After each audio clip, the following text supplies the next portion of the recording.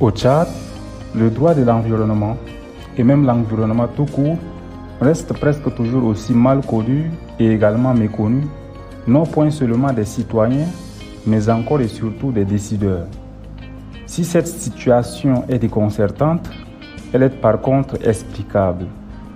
En effet, les textes juridiques relatifs à l'environnement sont épars et faiblement ou pas du tout vulgarisés. Aussi, c'est un droit très peu commenté, car il est très rare, même dans la doctrine faisant du droit comparé de l'environnement en Afrique plus généralement et singulièrement en Afrique centrale, notamment dans l'espace CEMAC, qu'il soit fait référence à la législation tchadienne en matière environnementale. Cependant, lorsqu'il est établi qu'en matière environnementale, le droit joue un rôle à la fois préventif, dissuasif et curatif, et sachant que certains dommages environnementaux sont incurables, il est curieux qu'au Tchad, certains citoyens et acteurs en charge de la préservation de l'environnement en soient ignorants ou y soient réfractaires. Et pourtant, la voix officielle affirme sans balbutier que la protection de l'environnement est une priorité des politiques publiques au Tchad. Mais l'on doit malgré tout considérer que par-dessus les discours, l'environnement se dégrade fortement et l'ignorance semble atteindre un seuil inquiétant.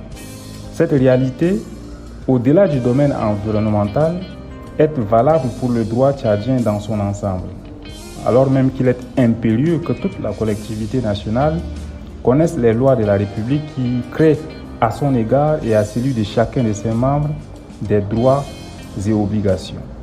Il revient alors essentiellement, mais pas exclusivement, aux pouvoirs publics qui les ont faites d'assurer leur vulgarisation afin de les rendre plus accessibles tant matériellement que substantiellement par leurs sujets, citoyens, collectivités publiques, entreprises privées, institutions associatives, etc. Pour Aenza Konaté, les principaux facteurs entretenant cette situation d'ignorance des textes sont notamment la culture du secret, le faible niveau de sensibilisation du public et les barrières institutionnelles. Dans un tel contexte, est-il censé de dire que nemo censé tur ignorare legem, c'est-à-dire nul n'est censé ignorer la loi? Cela peut paraître insensé, certes, mais à la réalité, nul ne peut se retrancher derrière son ignorance du droit ou sa mauvaise compréhension pour échapper à ses obligations. Ignorantia legis not excusa. L'ignorance de la loi n'est pas une excuse. Car, et il importe de le préciser, c'est une fiction juridique qui assure l'efficacité de la loi. Dura lex, sed lex. La loi est dure, mais c'est la loi, dit-on. Il ne pouvait d'ailleurs en être autrement, dans la mesure où l'ignorance du droit porte préjudice. Nocet ignorantia juris. Et tout préjudice mérite réparation. Bien que l'application des normes édictées par les pouvoirs publics ne se subordonne pas toujours à leur connaissance ou leur compréhension, on peut observer du moins qu'en matière environnementale, il est plus aisé d'atteindre les objectifs de préservation de l'environnement avec des acteurs conscients de l'importance de ces derniers et des sanctions qui peuvent découler de sa dégradation qu'avec des acteurs mal, peu ou pas du tout renseignés sur les enjeux attachés à sa préservation et sa dégradation. Cela ne relève que du bon sens ou, en matière environnementale, du principe de participation. C'est justement dans l'esprit de ces principes que s'inscrit cet ouvrage, participer à vulgariser le droit tchadien de l'environnement et de cette façon, contribuer à l'incitation à un élan éco-citoyen au Tchad. Car, comme a pu l'écrire Honoré de Balzac, le véritable patriote est le citoyen assez pénétré de l'importance des lois pour les faire exécuter. Il suit de là que l'effectivité, l'effectuation, l'efficience et surtout l'efficacité du droit tchadien de l'environnement ne peuvent être que proportionnelles au niveau de connaissance par les citoyens des règles qui le font.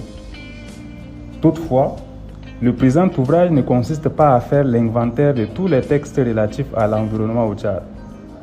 Ce serait un dédale d'embarras dans une jungle normative.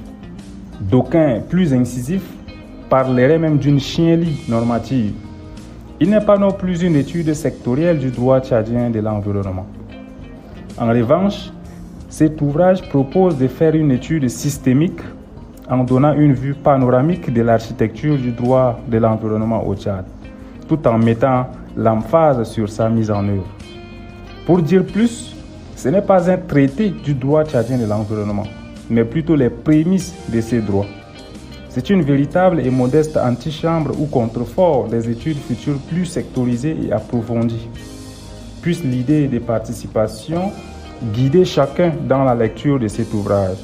Car, comme le disait remarquablement François-Marie Arouet, dit Voltaire, les livres les plus utiles sont ceux dont les lecteurs font eux-mêmes la moitié.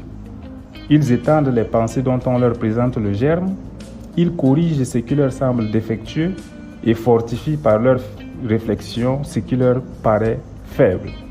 Merci aux lecteurs qui voudront bien avec nous faire cette autre moitié du chemin.